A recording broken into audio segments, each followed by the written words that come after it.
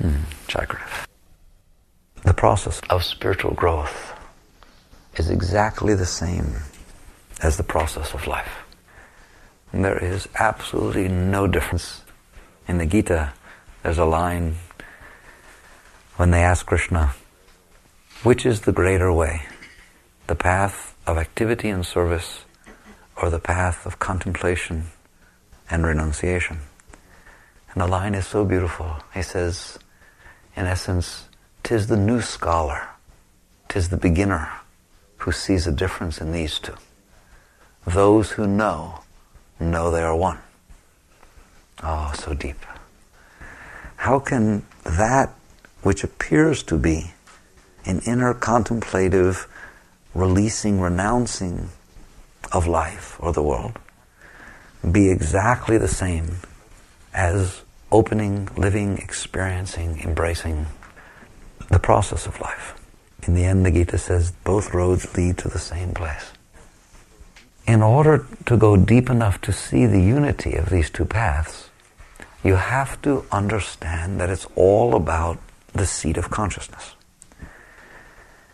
If you understand and see that you, the real you, is the part that watches everything, that sees everything, that experiences everything.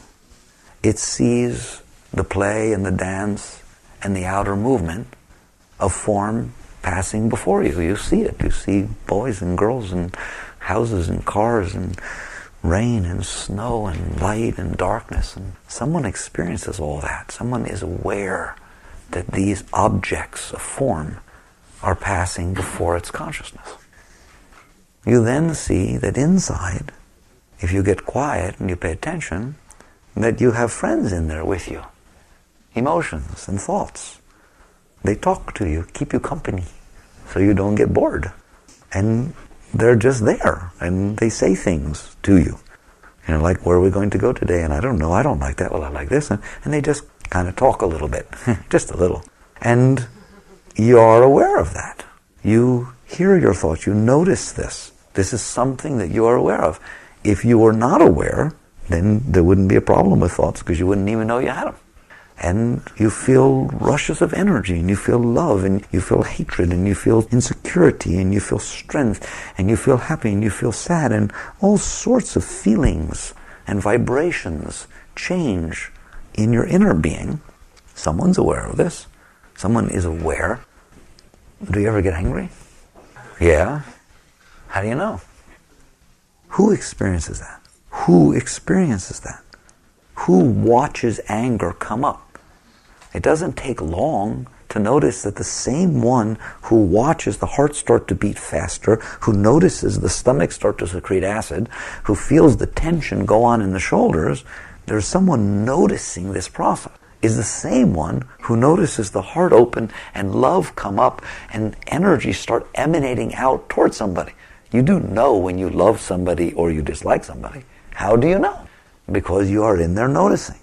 Just pay attention to notice that that one who notices anger and notices love and notices jealousy and notices defensiveness and insecurity is exactly the one who notices boys and girls and trees and rain and snow. There's just one noticer. The minute you see this, the instant you have that realization that yes, you are in there and you are noticing the inner and the outer things, now the paths merge. Now they're the same. If what the path is about is consciousness, is noticing the noticer, is being aware that you are aware that you are aware that you notice, then what difference does it make whether you're noticing fear, insecurity, love, or jealousy, or cars and boats and planes? It's the same. So all of a sudden the inside and the outside merge. And this is the essence of the true spiritual path. There is no difference, because what matters is not what you're feeling, but who's noticing your feelings. If anyone teaches you that you should purify your thoughts, they should go meditate more. What you should do is notice your pure and impure thoughts. If someone tells you you should only feel love and you should never feel any animosity or anything toward anybody or anything, and you should love all creatures equally, And whether you see a roach or a beautiful thing, you should feel the same thing. Then they need to go meditate more. Because you should notice your feeling of love, and you should notice your feeling of disdain, and you should notice your feeling of fear, and you should notice your feeling of comfort and safety, and notice that you are the one who's noticing all these things. If you spend your life playing with objects, you won't get very far. That's like people who decide that what spirituality is all about is, I better be careful, is moving out to the woods and isolating oneself and building a cottage somewhere and setting up a spiritual setting and, doing all that stuff. And then you're spiritual. Just look. You know how you can tell you're spiritual? Look at the books on your bookshelf. You look at your clothes. Look at where you live. Look at, it's sort of like spiritual becomes an outer thing. It becomes a manifestation of you. How did you paint that outside world? And if you painted it in a spiritual way, then you must be spiritual. It's not that. It's like somebody who decides to take up bowling. They buy the shoes, they buy the ball, they buy the bag, they buy the shirt, they buy the clothes, they join the league. I mean, you got it. And golf, you do the same thing. And meditation, you spiritually do the same thing. You just get the stuff. And whoever's got the best stuff and doing it and consistent, they're perfectly consistent with it, that's it. Then they are the best meditator. They are the best spiritual doobie. Well, it's funny to laugh at that, but why is it any different if I say that about the inside? So now I redecorated my outside to be spiritual, now I have to redecorate my inside. So on my Christmas tree of thoughts, what are my thoughts supposed to be? They're supposed to be about God, and they're supposed to be like this, and they're supposed to be like that, and they're not supposed to be any bad ones, they're supposed to be good ones, and don't swear whatever you do, alright? And it's like this, and like that, and don't think of this, and don't think of that, and don't ever have any sort of wandering thoughts or anything, just get them all the way they're supposed to be. And what is my heart supposed to be? Oh, it's only supposed to feel this, and not supposed to feel this, and it's like that. And so you decorate the inside exactly the same as you decorated the outside. Do you hear me? You paint that inside any way you want. And as long as you, the being, who notices whether the inside is this way or that way, whether the outside is this or that way, is still involved in making it one way or another, that is not what spirituality is. Spirituality is not about the form of things. It's about the spirit of things. When it's all said and done, what spirituality is about is the one who notices all this stuff, is the holder and emanator and the source of the will that is being used to manipulate the outer world and the inner world. That place is the same place. It all comes from the same place. And spirituality is about that. It comes from spirit. If you are using spirit to rearrange your outer world to look spiritual, that's like trying to dress yourself in a mirror. And I mean dress the mirror, or make yourself look better by touching up the mirror. If spirit is leaving itself and then manipulating that which is not itself to look like itself, you ain't never going to get there. That's called pseudo-spiritualism. That's what that is. But the net result is, if that which is spirit, which is conscious will, essence, being, of which all inner force emanates from, if it is projected away from itself, out into that which is not itself, and attempts to dress that to look like itself, tell me, no matter how well you do, it will not be yourself, right? And you will end up drawing yourself further and further away from where you're really going. So when you really go deep, you catch on that it is not about manipulating with the power of your will. It is about finding the source of your will. It is about checking out, and only you can do it. No book will help you, nothing.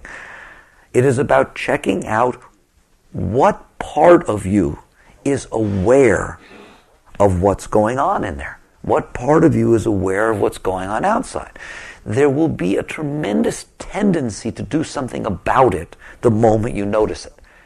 Even if you listen to what I'm saying and you notice, my God, I did that. I got pictures of gurus all over the wall. I did it. I painted the outside. There it is, painted. Okay, I see. All right, I'll take them all down. No, same.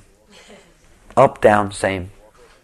Understand? So what are you going to do? Walk away from here saying, oh, now I know what spiritual looks like, is you don't have any spiritual things around. See? You're very zen. That's what spiritual looks like. All right? It's like that story of the Buddhist with the shoes. He was a Buddhist, and the Buddhists walking, they're supposed to be so conscious, right? And they used to put their shoes before they went in the temple perfectly placed in perfect order, right? And all of a sudden one guy came, right? And he just threw his shoes down, spin them all over the place. And they all decided that this guy got off the path and so on, but his master realized, no, he had gotten past that. So then they all went and started throwing their shoes around. So you see, the placing of shoes or the not placing of shoes are both acts of doership. They're both acts of thinking that you know what it's supposed to look like. Now we're going to go very deep. The thought that you're supposed to decide what it's supposed to look like, outside and inside, and then make it be that way, that is the only non-spiritual thought you will ever have. How's that? All right? That is the only thing that can trap you and catch you. Eventually you catch on, it is not about the arrangement or not arrangement of things, outside or inside. It is about being aware of the one that is aware of what is going on. And now we get back to where we started. You can be aware that you're aware of cars, you can be aware that you're aware of people, you can be aware that you're aware of weather. Fine, so those things can help you. They are good focuses and reminders of awareness of being. You can be aware that you're aware of negative thoughts. You can be aware that you're aware of positive thoughts. You can be aware that you're aware of hatred. You can be aware that you're aware of love. You can be aware that you're aware of both at the same time for the same person. Very complex in there. Please don't touch it. It's like fly paper. Just to put your hands on it, it gets very, very sticky. All right? You can be aware, can't you? And you catch on that they are the same. So this is why the Gita said what it said. It is the same to the one who is truly on the path. Objects of awareness remind one that they are aware. How else would you know that you saw the object? And that is the only purpose of the object. It's a cue card. It's a flash card, like in math. They throw them up. Every object that comes before you, the very fact that you are aware that you notice the object reminds you that you are aware, that there is awareness. And it becomes a constant push back into the self. What does? Everything. Outer, inner. Good, bad. Right, wrong. Up, down. Truth of the matter is, it's good that there's duality. Why? You want to know what you're least aware of? That which is permanently consistent. That which has no change, you're least aware of. They say that the fish doesn't know it's in water. It's never been out. Okay? You don't know. You can't see the trees from the forest. It's that sort of thing. So if all you ever did was feel exactly the same emotions, you finally achieved the Zen state. You had the exact same and the same thought. All right? And there was nothing else going on. There was only that. You might not be reminded to go back to the self. You might not be reminded constantly that you are the one who's hearing the Om. That you are the one who's feeling the joy. You know, Meher Baba once said that he wasn't impressed when people went into ecstasy and samadhi. I said, whoa, how do you not be impressed with samadhi? I thought it was all about samadhi. If you are still hanging out with objects, and even the flow of the energy is something the self is aware of. Even joy, which is the highest vibration. Notice it's still subject-object. You are aware of joy. Well, I was feeling joy, but then I felt pain, but I got back to the joy. Who did? Who's noticing this? Now you're going very deep. So the fact that you're lucky enough, that you're blessed enough to not be in one of these high states, and you have all these variety of emotions and variety of thoughts, don't you? You have a veritable smorgasbord going on all day, and that you don't live in some Zen monastery where everything is exactly the same and nothing changes and there's no colors, but instead there's all this outer stuff that you become aware of. You become aware of loud noises, you become aware of silence, and because of all this, it's true, you know, it's the highest state. You don't have to be anywhere. Has nothing to do with your clothes. It has nothing to do with where you live. It has nothing to do with who you're with. It has nothing to do with anything. It has to do with, is it all reminding you that you are noticing it? And you will see that varied experiences actually help wake you up. And that's why this world is part of your growth. That is its purpose. It is stimulus response. It is a teacher to you if you learn properly. Because it's only there to remind you that you're there. And all of your thoughts are there, not to punish you and not so you can get rid of them. There's nothing wrong with thoughts. What's wrong with thoughts? They're a part of the universe. What, do you want to get rid of the stars? You want to get rid of the moon? What part do you want to get rid of? You're dangerous. It was all here before you got here. It will all be here after you leave. There's nothing wrong with thoughts. There's nothing wrong with feelings. They are supposed to remind you that you are the one who notices them. Eventually you will see there's nothing to do about them. Now, if you try to sit in this state, you will feel a tendency of doership. The moment you notice somebody move, the moment you notice something happen, the moment you notice a thought, the moment you notice an emotion, watch what happens. It pulls the consciousness out of awareness toward the object of awareness. All right? You hear a noise. What happens to your consciousness? It goes out toward the noise. A thought comes. What happens to your consciousness? It goes out toward the thought. You start to feel love. What happens to your consciousness? Is it not attracted toward the object? It's so beautiful to watch. The objects are all the same. And your reaction to the objects in general is all the same. You leave the self to go down to the objects. Inner objects, outer objects, same. Clean objects, dirty objects, same. What you have to learn, and what the process of life is teaching you, and what true spirituality is that there's no place to go. You don't have to leave the self because a thought comes. You don't have to leave the self because an emotion emanates from your heart. The emotion can take care of itself. You don't have to leave the self because a noise happens. The noise has nothing to do with you. The noise would have been there whether you heard it or not. So noise happens, awareness, noise, calming, gone. You stay in the self. You didn't not hear the noise, but you didn't leave the self to go out to the noise. Listen carefully. This is the essence of it. Eventually what will happen is the flow of energy, of Shakti, of Chi, will become so centered, so strong inside of you, that it will all flow up effortlessly. It will just all flow up like rising waters. In order for your consciousness to leave that flow, you will feel it pull against that flow of energy. So if you hear a noise and you're in the energy flow, because it sucks you into it, everything gets pulled in an energy flow. That's the center. If you are in that flow and you hear a noise, you can either sit in the flow and the noise will come and go, or you can sit in the flow and you will feel the flow get pulled on, like jerked on, to be pulled out toward the noise. Surely you've seen it. It may not be all the time, but you've seen that experience. Same thing with a sight. The same thing with a thought. The same thing with emotion.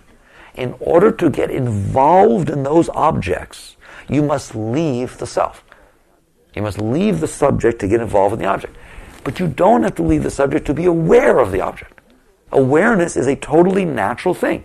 You're going to be aware. You were aware before you decided to leave to go touch it. Awareness is something that is just natural. It happens because you are aware. But there's nothing to do about being aware. That's where it all comes down to, is one sits within the center of consciousness, with the eyes wide open, with the mind free to be, with the heart free to express whatever naturally takes place, but no one leaves because of any of it. And the dance of the world is free to take place. Noises, this, not noises, anything. Imagine, listen to me. You now have become who you are. You are the one who's noticing creation. You didn't make creation.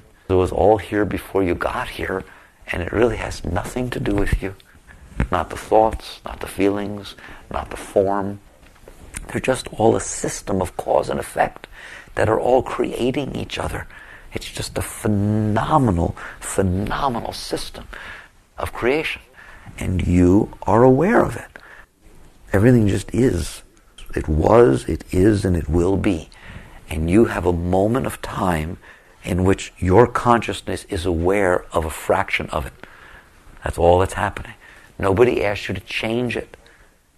Nobody asked you to be in charge of it. Nobody asked you to do anything except enjoy the experience of what you're seeing, of what's happening. So this clue of getting drawn out toward it, do you notice that? Look how quickly somebody says something and how much activity happens inside of you. Somebody says a word, somebody lifts a finger, somebody looks at you. That's all they have to do is look at you. The minute they could have been looking at you for 10 minutes, but you were talking or looking at them. Now listen carefully. They've been staring at you, looking at you with some weird look. Okay? But you haven't been looking at them. Okay? So nothing happened. All of a sudden, for 1 second, you stop talking to somebody else, you turn this way. Ah! You see them looking at you. I wish you could notice how much happens at that point. All kinds of thoughts start spewing and emotions start taking place and your whole body language changes and all kinds of things happen because you noticed that somebody was looking at you, but they were always looking at you. What is that? What makes that happen? I'm telling you, if when you notice them looking at you, you don't go out toward that, it will not happen. I want to talk about meditation. You can't talk about meditation. We get close. That's the clue right there. I'm telling you, you can turn and notice that she's looking at you.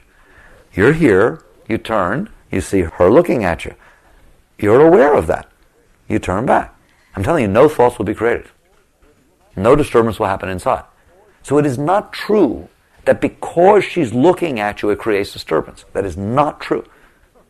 First of all, I told you she was already looking at you, right? So you can't say it's because she's looking at you, and you can't even say it's because you noticed her looking at you. Because I'm telling you, you can notice, and nothing will happen. So what is it that created all that commotion? It is because the power of the self, which is the only power that's in there, left its seat of consciousness and emanated out to try and touch or get closer to this looking thing. It tried to actually touch it, just like you go out toward the sound. You went out toward the looking thing. That projection of force, of the power of will, the power of self, directing out toward that, when it passed through, stirred up the mental and emotional vrittis, forms.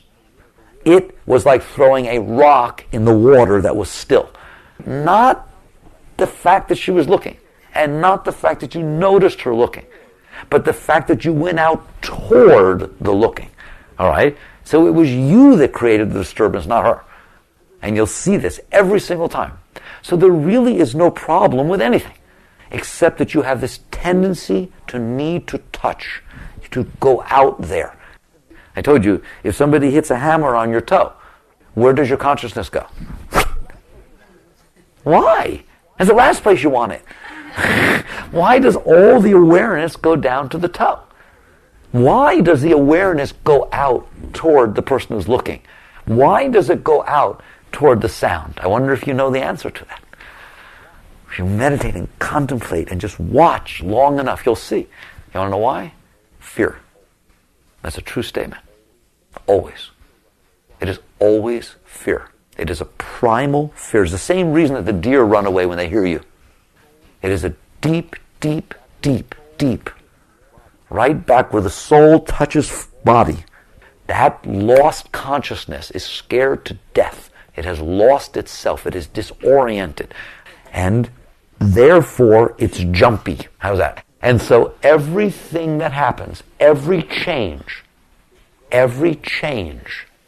it goes out toward as an act of protecting itself.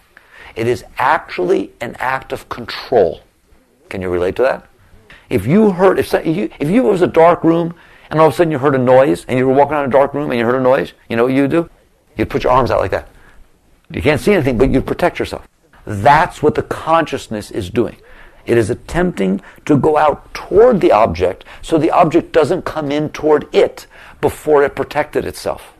Can you see that? Can you feel that? All right? That's what's happening. That's what's creating the whole mess. That's what's creating all the thoughts. That's what's creating all the emotions. That's what's creating all the disturbance. And that's why it's out of your control. Because it is so deep-seated and it is so habitual. It's like my telling you, let me stick my fingers towards your eyes, but don't blink. It's very hard, isn't it? It's very hard to not protect. All right? This is the subtlest of the cause of all defensiveness, of all protection, is that the moment anything comes near your consciousness, like radar, it goes out toward it. Why? Billions of events take place every day, trillions, zillions all over the planet. They don't hurt you. They don't do anything to you. If you want, you can just sit there and be conscious. The fact that they happen to be happening around you doesn't change anything. And so eventually you work with the self, which is the true spiritual work. You just keep letting go of the tendency to go out toward things. You don't renounce things. There's nothing wrong with things. You permit the dance of the world to take place. You don't control your thoughts. There's nothing wrong with those. You don't control your emotions. You just be aware of this tendency to control them, the tendency to go out toward them.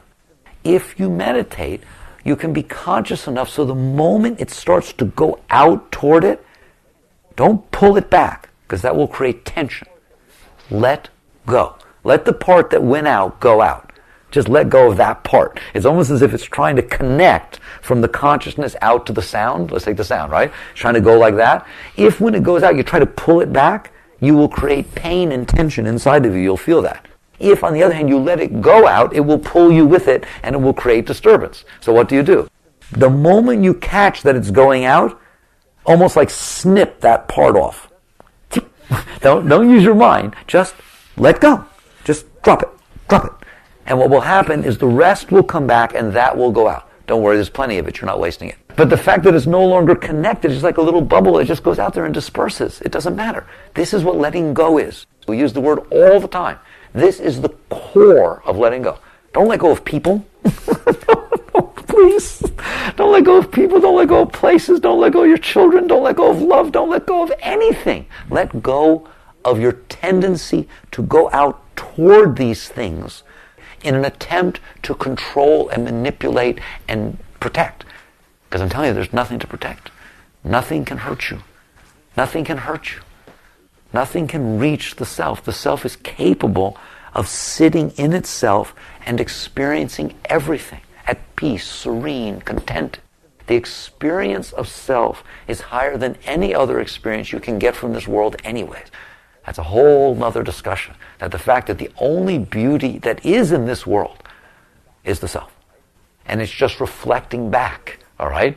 It's like the only moments that you say are worth happening are the ones where you didn't go out. You managed to remain in, and therefore the experience took you back to the self, and then you said it was a beautiful experience. No.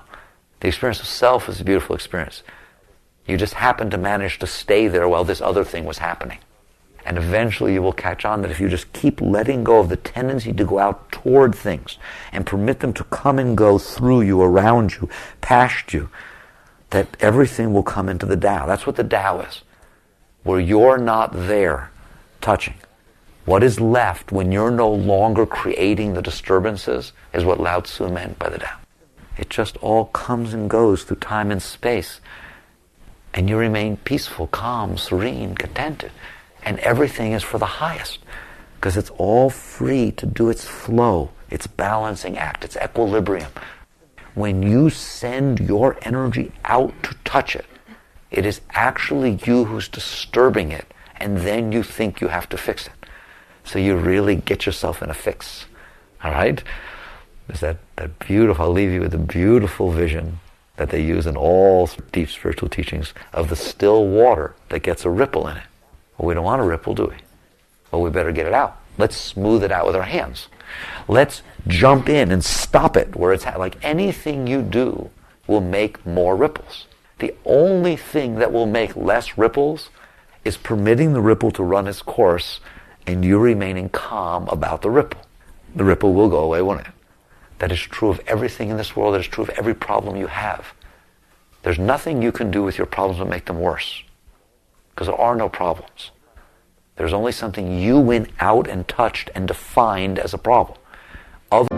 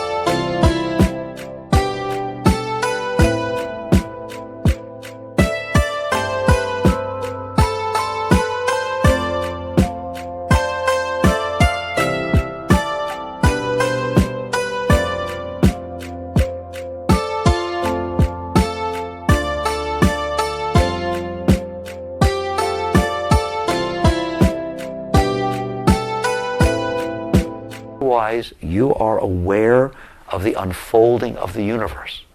You can do that. It is not renunciation, and it is not controlling or taking. It is just remaining in the seat of conscious awareness and permitting creation to pass through you, in you, around you.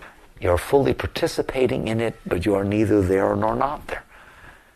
These are very, very, very deep states. It is the true deep state of Zen. It is the true state of yoga. It is the true state of the Tao.